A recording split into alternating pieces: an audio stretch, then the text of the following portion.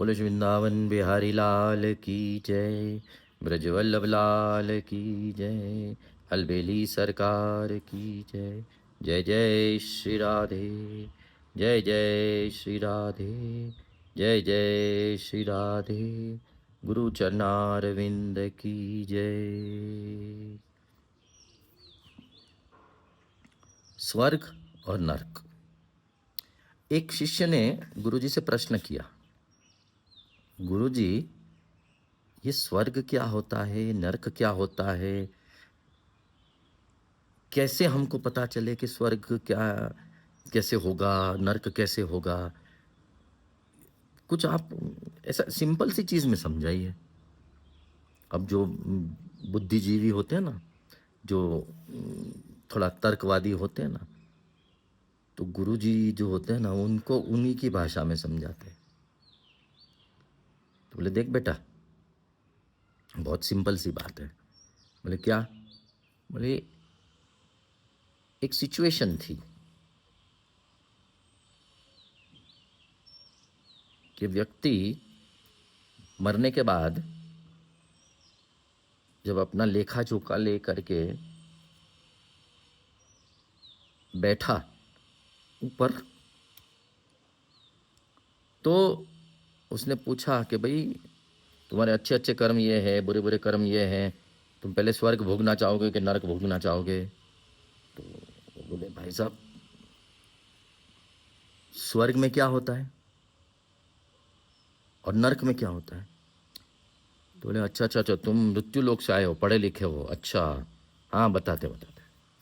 बोले स्वर्ग में क्या होता है कि आपके सामने बढ़िया सा, बहुत बड़ा बढ़िया पकवान, बढ़िया फूड, खुशबू वाला सब बढ़िया बढ़िया रखा जाता है खाने के लिए। बोले हाँ। और? बोले और हाथ में एक स्पून दी जाती है। बोले वेरी गुड, ये तो बढ़िया है, छुरी कांटे से खाएंगे, वाह, चम्मच से खाएंगे, बहुत बढ़िया। लेकिन वो प्रॉब्लम ये है कि वो स्पून जो होती है ना, वो लंबी रहती है, लंबी स्पून रहती है। उसको हाथ से लेकर के, एल्बो से लेकर के ऊपर तक बांधा जाता है। अच्छा, हाथ से लेके एल्बो से लेके ऊपर तक बांधा जाता है, अच्छा अच्छा अच्छा। और तुम्हारे हाथ में वो स्पून रहती है, लेकिन यहाँ से बंधी हुई रहती है एल्बो पर भी। तो एल्बो पे बंधी है तो एल्बो सीधा है, यहाँ तक बंधी है तो आप बेंड नहीं कर सकते, हाथ में स्पून भले है। ओ अच्छा अच्छा, ये स्वर्ग। तो सोचे यार स्वर्ग तो आदमी खाएगा कैसे? अच्छा अच्छा चलो ठीक है ठीक है, देखा जाएगा। नर्क में क्या होता है?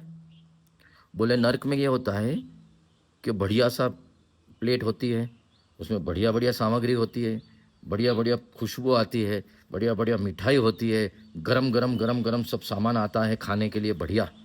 और बोले और आपके हाथ में एक स्पून होती है, वो स्पून लंबी होती है, वो स्पून लंबी होने के कारण यहाँ से लेकर के, एल्बो से लेकर के यहाँ तक बांधी जाती है ताकि आपका जो हाथ है वो बेंड ना हो। अच्छा, ये बेंड ना हो, अच्छा अच्छा। तो बोले ओए, स्वर्ग में भी तुमने यही बोला था, नरक में भी तुम यही बता रहे हो? बोले हाँ जी, हमारे यहाँ सिस्टम यही है। बोले अच्छा, फिर अब कैसे करने का? ये नरक नरक है, स्वर्ग स्वर्ग है। बोले कैसे यानी? बोले एक काम करो, मेरे को दिखाओ नर्क क्या है, देखते हैं। तो बोले गए वहाँ पे, नर्क में गए और देखा तो बोले चम्मच है, बांधी हुई है, यहाँ पे बांधी हुई है, बेंड हो नहीं रही है, सामने सामान रखा है लेकिन तुम खा नहीं सकते क्योंकि तुम्हारा हाथ बेंड नहीं हो रहा, और ये हाथ बंधा हुआ है, इससे तुम खा नहीं सकते। चम्मच से ही खा सकते हैं तो कैसे खाओ? तो बहुत ट्राई करे जा रहे हैं लोग, करे जा रहे हैं लोग, करे जा रहे हैं, यहाँ गिर रहा है वहाँ गिर रहा है, लेकिन मुंह में नहीं आ रहा कुछ भी। अरे यार ये क्या है? बोले देखो, इसको नरक बोलते हैं कि सामने सब पड़ा है, सामने सब बढ़िया बढ़िया चीजें हैं, भूख लगी है, हाथ में चम्मच है लेकिन तुम खा नहीं सकते। ये जो तड़पन है ना, इसको नरक बोलते हैं। ये लोग सब तड़प रहे हैं, देखो पागल की तरह। बोले अच्छा। तो बोले भाई साहब, स्वर्ग कुछ बता सकते हैं क्या? बोले चलो स्वर्ग देख लेते हैं।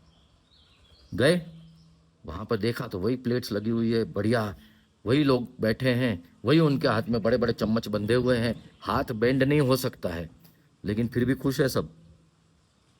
बोले क्यों? बोले रुको रुको दिखाते हैं, रुको। बोले रुको, बोले देखो।